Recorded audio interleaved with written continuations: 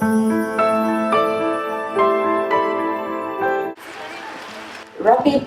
population growth, it's a challenging subject, especially in the community where I come from. If you ask someone, how many children do you have?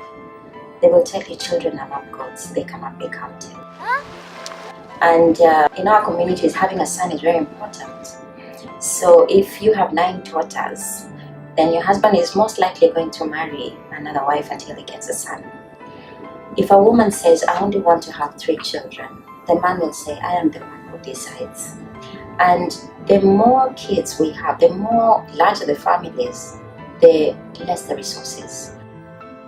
I grew up in a small community where girls aged between 12 and 13 went through female genital mutilation, where girls got married early. So I grew up thinking and knowing that that was the way it's supposed to be. And by the time I was 10 years old, I was lucky enough to get an opportunity for an education. As I grew up, even though I was educated, I didn't have the right information about my sexual reproductive health.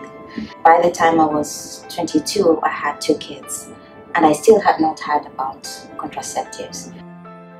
The reason I founded Dandelion was because I wanted something better for the women in my community, because there are many women who, just like me at that tender age, have never heard about contraceptives, regardless of whether they're educated or not. So imagine I went to college. Imagine a woman in a rural community who has never been to school. She has no chance of having this information. And the moment you don't have information about your body as a woman, there are other things that come to play. Gender-based violence. You go through female genital mutilation, not because you want to, but because the community expects that of you. So Dandelion Africa was founded to challenge these norms, to give women a chance to use their voices, to talk about issues that affect them. If we don't do something soon, I don't know if there'll be any resources left. There's pressure on the environment, especially because we use charcoal, we use firewood. So the larger the families, the more we consume. There's no provision to plant trees because trees cost money.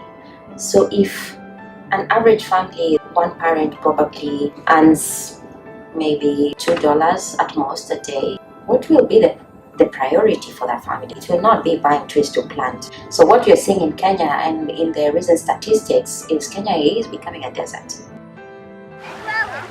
Communities are beginning to realize that it is better and easier to have a smaller family, because then the ecosystem of the community works better. We're beginning to have social problems.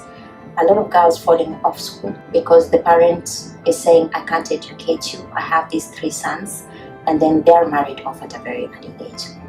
And they're having babies at 50 and 60. It's a never-ending cycle of poverty. The biggest issue here is how do we alleviate poverty in our communities? The issue of sexual reproductive health and poverty is so interlinked in our community that if you don't address one, then the other one will never be addressed either.